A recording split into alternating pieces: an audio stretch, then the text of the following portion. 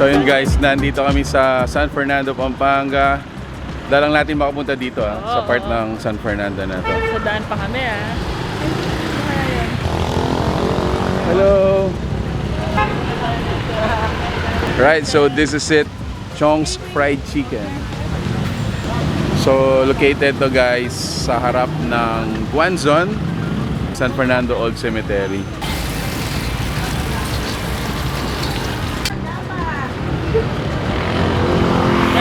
Pwedeng metong spicy, kaya't metong non-spicy para takman ko lang kaya.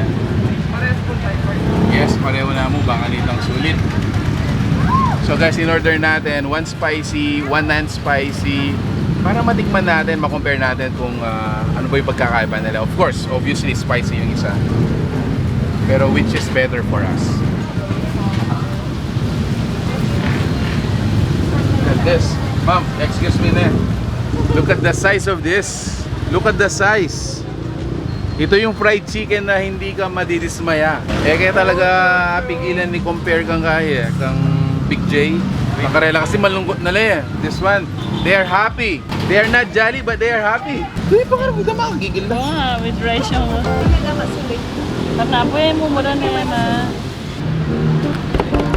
Mods ready. Kain na tayo. So ayun guys, pansin nyo meron tayong tables dito, fit for up until 8 maximum siguro, kasi pwede nga kayong kumain dito kung dito na kayo dinatnan ng gutom, pwede na kayong kumain dito. Although yun nga, nakikita natin dito may mga take out. This is ultimate fried chicken street style. Tingnan natin gravy. Wow! In fairness, pati gravy lumalaban. Tingnan muna natin yung balat ng classic. Doesn't have any spice. Gusto ko siya ng as is. Wow! Dip it. Rice. Sarap. Patingman naman natin tong spicy nila. Here we go. So without gravy again. Wow!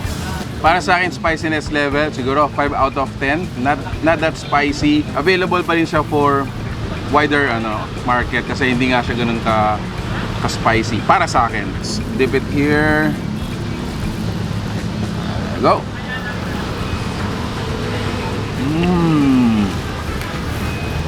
Alam ko guys, ginagawa nyo rin to. Tell me the truth, tell me the truth. Ginagawa nyo rin to, di ba? Gravy pa lang, ulam na. Add 3 pesos lang sa gravy and spiciness. Add 3 pesos. Ano yung gravy rin mo ba, ma'am? Alin naman? Ay ma'am, kainin naman pala diretso na. Joke. Alright, so tikman pa natin yung spicy. I like the spicy one actually. Ayan. Alright, dip it again.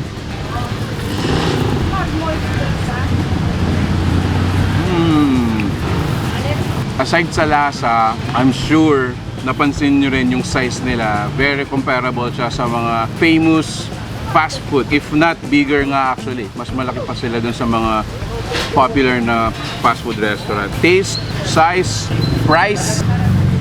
Nice one, Chong. This is it. Again, yung classic natin. Balikan lang natin siya.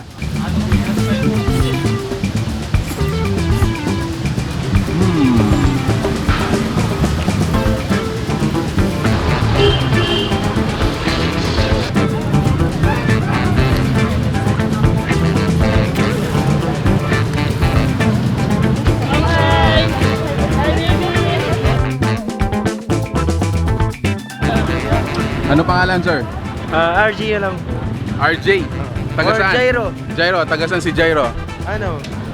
Taga Santo Tomas. Santo Tomas. Okay. Sir, first time mong mag-order ng Chong's? Hindi. Last week pa lang nag-order na. Okay, okay. How do you find it? Kumusta? Masarap siya. Parang kalasa niya ng Jollibee rin. Sabi ko na! Sabi ko na! So, dalawa na kami. Binigyan nga ako ng extra gravy. Oh, bait, no? Alright, thank you, sir. Alright. Sir, paano yung sasaligan eh? Makapilan ka, sir. Adwa. Kaya kaya ang ganda ita? No sharing. Okay. Pero... nangingit bawal niya. Okay. Enjoy mo, sir, ha? Mag-share ka, ha? Thank you po. Wife ko po, wife ko po. Video tayo po, mama. Abe ka. Ito po kasi yung vlog niyo. Hello. Kaya Hello. Hi! Hello po, I'm with Sir Louie po and Hi.